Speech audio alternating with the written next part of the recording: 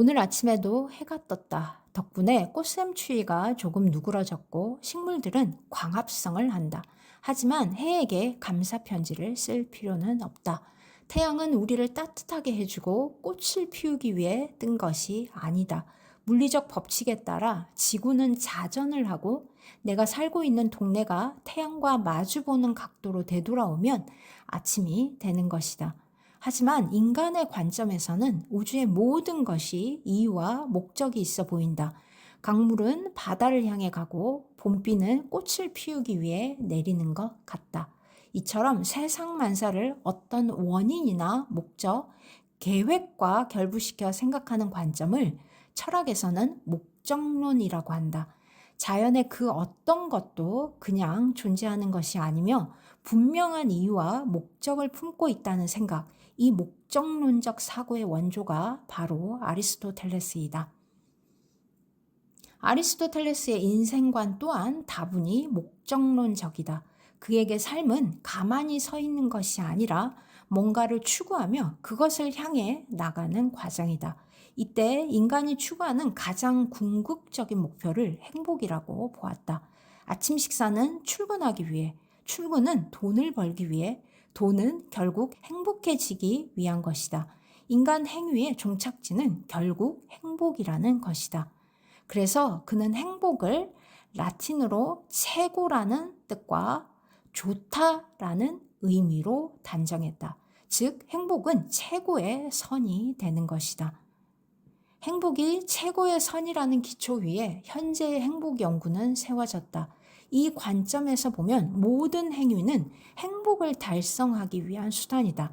일상의 일들은 그 자체가 목적이 아니라 행복을 쟁취하기 위한 과정 혹은 수단이다.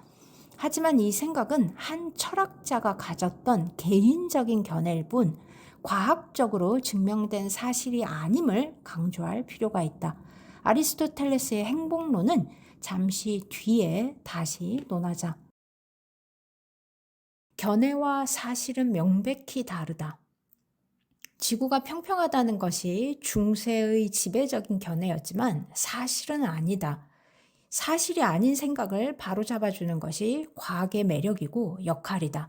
물론 이 과정에서 생기는 파장은 클 수 있다. 600년 전 코페르니쿠스의 지동설로 지구가 우주의 중심이 아니라는 사실이 밝혀졌지만 그 당시 많은 사람에게는 큰 충격이었을 것이다. 세상을 제대로 이해하기 위해서는 우선 기본적인 사실을 냉정하게 받아들여야 한다. 가령 산타클로스의 정체는 아빠라는 사실, 또 하나는 목적론적 사고를 극복하는 것이다. 캘리포니아 공과대학의 저명한 물리학자 캐롤의 표현대로 우리는 아무런 이유 없는 우주에서 살고 있음을 받아들여야 한다. 그래야만 세상을 객관적으로 이해할 수 있다. 세상은 그 누군가의 계획과 목적에 의해 만들어진 것도 아니고 인간은 더 똑똑해지기 위해 살아온 것도 아니다. 물리적 법칙과 화학 반응들에 의해 발생한 것이 우주이고 생명이고 인간이다. 그 과정에는 어떤 목적도 이유도 없다. 인간은 수천 개의 부품으로 이루어진 시계보다 복잡한 존재이지만 이 복잡성 자체가 초자연적인 힘의 존재를 증명하는 것은 아니다. 명암 정도만 겨우 구분할 수 있었던 단순 세포 동물의 눈은 유전적 돌연변이에 의해 생긴 작은 우연과 환경적 요인이 합쳐져 이 글을 보고 있는 인간의 눈으로까지 진화했다. 상상력을 필요로 하지만 이런 우연과 환경적 선택의 과정을 거치면 아무리 복잡한 시계도 장대한 계획이나 포부가 없는 눈먼 시계공에 의해 만들어질 수 있다는 것이 진화 생물학자들의 설명이다. 인간이 우주의 특별한 존재라는 오만에 지동설이 한 방을 날렸다면 여기에 KO 펀치를 날린 것이 다윈의 진화론이다. 인간이 우주뿐 아니라 지구에서조차 그다지 특별한 존재가 아님을 일깨워준 것이다. 자연의 법칙을 따라 존재하게 된 하나의 생명체, 인간은 그 이상도 이하도 아니었다. 하지만 다윈의 진화론과 아리스토텔레스의 행복론은 질적인 차이가 있다. 진화론은 다윈이라는 한 천재의 개인적 의견이나 견해가 아니다. 사실이다. 지질학, 동물학, 고고학, 화석학, 생물학, 유전학, 인류학, 심리학, 학문을 초월해 현재까지 동원된 모든 과학적 방법들이 지속적으로 검증하고 있는 사실이다. 인간은 진화의 산물이며 모든 생명과 행위의 이유는 결국 생존을 위함이다. 진화 과정을 의심하는 것은 마치 밤하늘에 떠있는 달이 혹시 거대한 호떡은 아닐까 의심하는 격이다. 다윈 대 아리스토텔레스. 중요한 대립이자 갈림길이다. 행복을 어디에 대입시켜 논하느냐에 따라 판이하게 다른 결론이 나온다. 문득 경부고속도로의 추풍령 휴게소가 생각난다. 경부고속도로의 중간쯤 위치한 이곳은 상행선과 하행선이 복잡하게 뒤얽혀 있는 휴게소이다. 호두과자 한 봉지 사들고 이곳을 출발할 때 어떤 차선에 진입하느냐에 따라 3시간 뒤에 도착 지점은 완전히 달라진다. 광화문 혹은 해운대.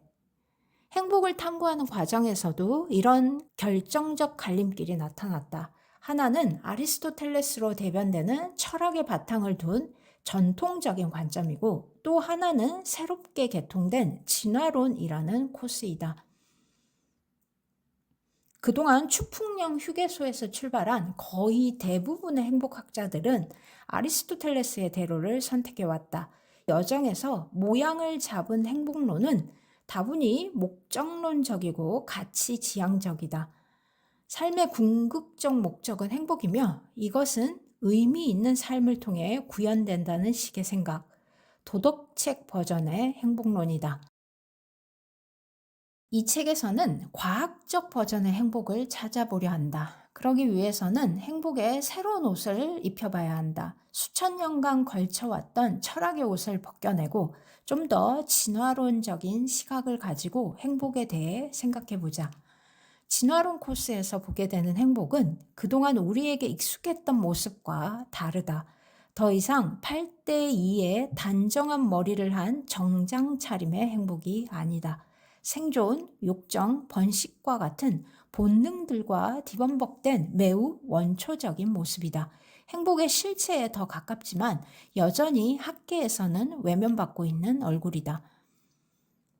진화와 행복의 복잡한 실타래, 몇 문장으로 풀기에는 어려움이 있다. 그러니 우선 다윈과 진화론에 대해 조금 친숙해지자. 그리고 아리스토텔레스의 행복론을 마저 정리한 뒤 두 관점이 왜 행복의 이해에 큰 대척점이 되는지를 생각해 보도록 하자. 진화론은 많은 에피소드를 거치며 탄생했다. 다윈의 아버지는 아들이 성직자가 되길 원했다. 그래서 다윈이 캠브리지 대학에서 공부한 것은 역설적이지만 신학이었다. 대학을 졸업한 다윈은 1831년 남미 지형 탐사에 나서는 비글호에 올랐고 이 여행을 통해 진화론의 증거들을 수집하게 된다. 그런데 다윈이 이 운명적인 항해에 동참하게 된 이유가 재미있다. 생물학자로 정중히 초빙된 것이 아니고 비글호 선장의 말동무가 되어 달라는 제안 때문이었다. 이 모양 빠지는 제안을 다윈이 거절했다면 진화론의 창시자는 그의 동료이자 라이벌이었던 알프레드 월리스가 됐을 가능성이 높다.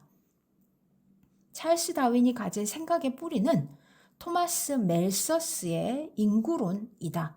그것을 통해 다윈은 모든 생명체가 번식하며 살아가기에 지구 자원이 턱없이 모자라다는 점을 깨닫는다. 자연의 질서가 유지되는 것은 누군가의 수명을 채우지 못하고 꾸준히 죽기 때문이다. 그렇다면 누가 살고 누가 죽는가? 진화론은 이 치열한 생존 경쟁이 진행되는 과정을 체계적으로 설명한다. 만 50세가 되던 해 다윈은 종의 기원을 출판한다. 수많은 종의 생명체들이 어떻게 지구에 출현하게 됐으며 어떤 과정을 통해 이들의 생존과 소멸이 갈리는지를 설명했다. 간략한 요약은 이렇다. 종의 각 개체는 유전적 변이 등에 의해 조금씩 다른 모양과 특징을 가지고 태어난다.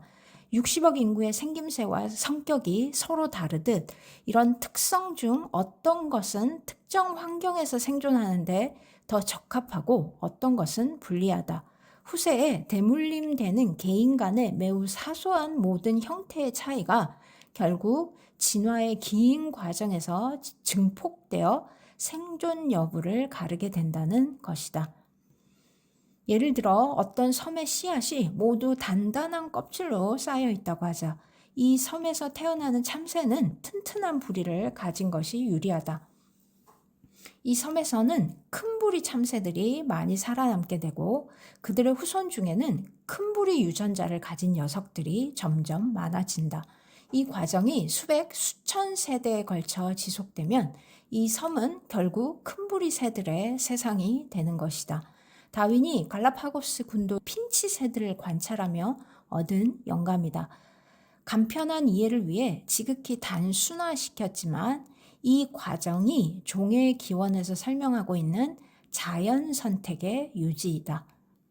놀라운 통찰력이지만 여전히 설명되지 않는 부분이 있었다. 어떤 생명체들은 생존에 매우 불리한 모습을 가지고 있으면서도 여전히 번성하고 있다. 공작새의 꼬리가 대표적인 예이다. 우스꽝스러울 정도로 크고 화려한 공작새의 꼬리는 생존에 큰 핸디캡이 될 수 있다. 포식자의 눈에 잘 띄고 위험시 도피할 때도 짐이 된다. 그렇다면 이 녀석들은 왜 멸종하지 않았을까? 사실 이 질문은 다윈의 밤잠을 빼앗은 커다란 난제였다. 동료 생물학자 그레이에게 다윈이 이런 편지를 쓸 정도였다. 난 공작새의 꼬리를 볼 때마다 어지럽고 토가 나온다네. 하지만 이 수수께끼도 결국 다윈은 풀어낸다. 그는 생존의 목적이 단지 살아 숨쉬는 것이 아님을 깨닫는다. 생명체는 후세에 자기의 유전자를 남겨야 하며 이때 넘어야 할 엄청난 장벽이 성공적인 짝짓기이다.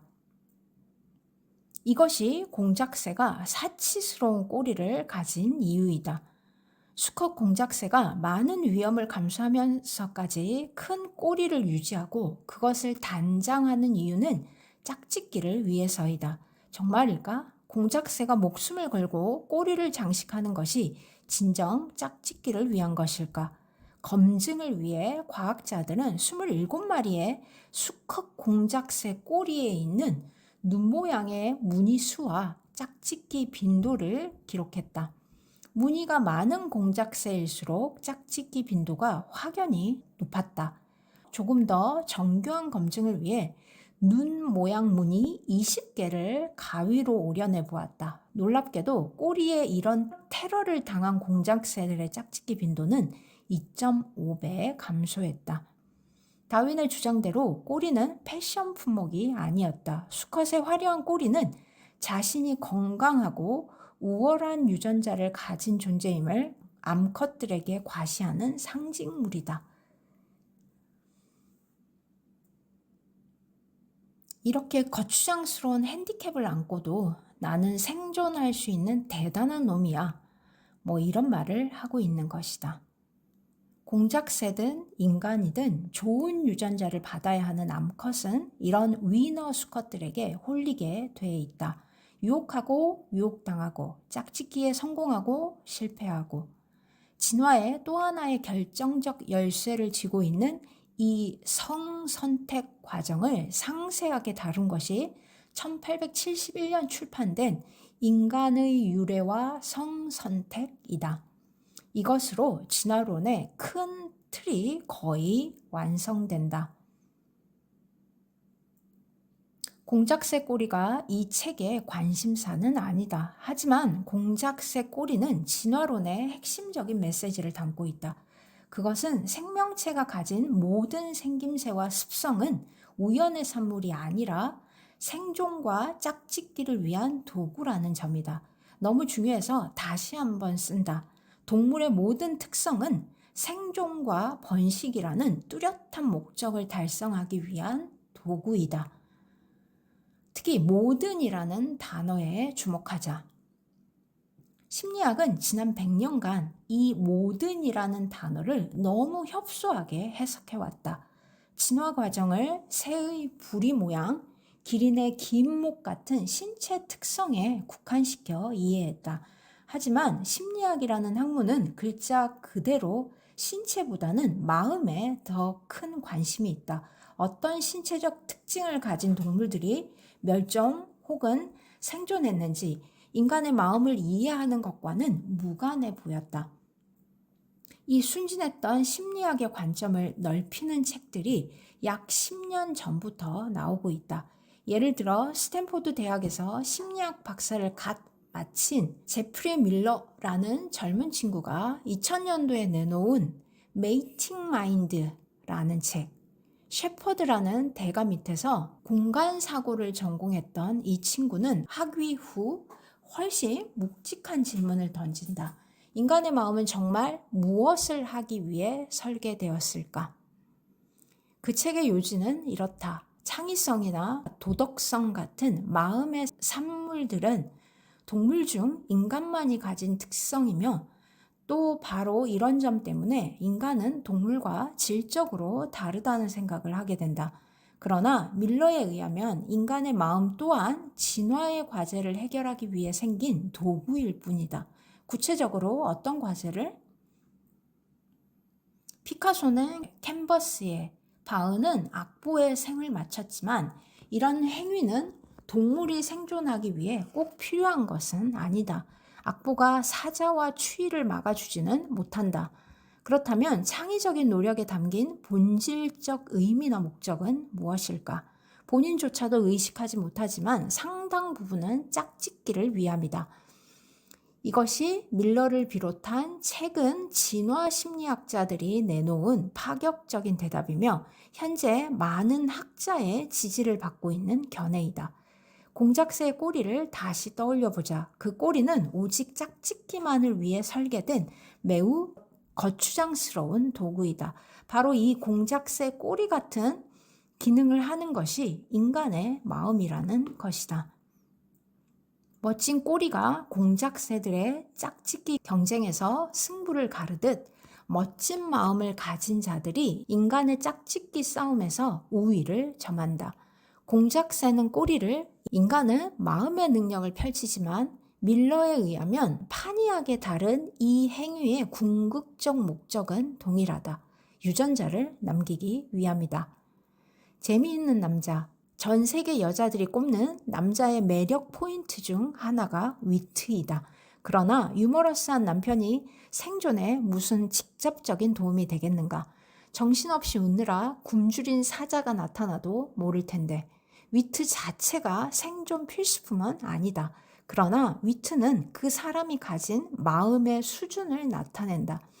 위트는 창의성의 표현이며 높은 창의성을 가진 사람은 멋진 꼬리를 소유한 인간 공작새가 되는 셈이다. 창의성이나 별다른 재주가 없는 수컷에게 남은 옵션은 하나이다. 다이아몬드 같이 값비싼 돌을 사주는 것이다. 피카소를 예로 들어보자. 약 5만여 점의 다양한 미술 작품을 남긴 그는 이런 말을 했다. 단지 예술가의 작품만을 아는 걸로는 부족하다. 그가 언제, 왜, 어떤 이유로 그 작품을 남겼는지 이해해야 한다. 좋소, 피카소 선생. 당신은 왜 그토록 많은 그림을 남겼소? 그의 개인사를 보면 답이 나온다. 그는 한결같은 꾸준함을 가진 사람이 아니었다. 붓을 한참 내려놓고 있다가 갑자기 예술적 창의력이 폭발하곤 했다. 이 광적인 시기는 그의 삶에 새로운 여인이 등장하는 시점들과 일치한다. 창의성과 로맨스의 궁합. 피카소만의 얘기가 아니다. 살바도로 달리, 단테, 구스타프 클림트, 일반 대학생들 모두 마찬가지이다. 한 연구에서는 남학생들에게 만화 한 장면을 보여주고 그 밑에 최대한 재미있는 캡션을 붙이도록 했다. 동기 유발을 위해 한쪽에는 재미있을수록 더 큰 상금을 주겠다는 약속을 한다. 다른 쪽에서는 그냥 멋진 여인과 해변을 걷는 상상만을 하게 했다. 각 조건에서 참가자들이 쓴 캡션을 다른 사람들에게 읽힌 뒤 그것이 얼마나 재치 있는지 채점하도록 했다. 돈을 통해 동기 유발을 시킨 쪽보다 연애 조건에서 나온 조건들이 더 재미있었다. 심리학자들이 이 현상에 붙인 이름은 매우 적절하다. 피카소 효과. 여성들이여, 남자가 왜 그렇게 애써 썰렁한 농담을 하는지 넓은 마음으로 이해해 주길 바랍니다. 행복의 중요한 포인트를 전달하기 위해 다윈에서 피카소까지 돌았다. 원점으로 다시 가자. 아리스토텔레스는 일찍이 행복은 삶의 궁극적인 목적이라고 단언했다. 행복을 뭔가를 위한 수단이나 도구가 아니라 모든 인생사가 향하는 최종 종착지로 보았다. 이 철학적 관점이 빚어낸 행복의 모습이 2000년간 큰 흔들림 없이 유지돼 왔고 이것은 여전히 많은 사람이 행복에 대해 갖고 있는 시각이다. 그러나 이 오랜 관점과 진화론은 정면 대립된다. 앞서 보았듯 진화론적인 관점에서 인간의 모든 특성은 생존을 위해 최적화된 도구이다. 밀러에 의하면 신체적 특성뿐 아니라 고차원의 정신적인 특성도 이 생존 도구의 역할을 한다. 피카소는 창의력을 발휘하기 위해 산 것이 아니다. 보다 진화론적인 해석은 피카소라는 한 생명체가 그의 본질적인 목적, 즉 유전자를 남기는 일을 위해 창의력이라는 도구를 사용했다고 보는 것이다. 마음의 정신적 산물들은 사실 몸의 번성을 위한 도구인 것이다. 드디어 결정적인 질문을 던질 때가 왔다. 행복감 또한 마음의 산물이다. 창의력과 마찬가지로 행복도 생존을 위한 중요한 쓰임새가 있는 것은 아닐까? 행복은 삶의 최종 목적이라는 것이 철학자들의 의견이었지만 사실은 행복 또한 생존에 필요한 도구에 불과한 것은 아닐까? 마치 피카소의 창의성 같은 우리의 대화를 듣고 있는 두 사람의 표정이 엇갈린다. 약간 당혹감을 보이는 아리스토텔레스 선생, 반면 다윈 선생은 슬쩍 미소를 머금는 것 같다. 이제야 뭔가 감을 잡는군.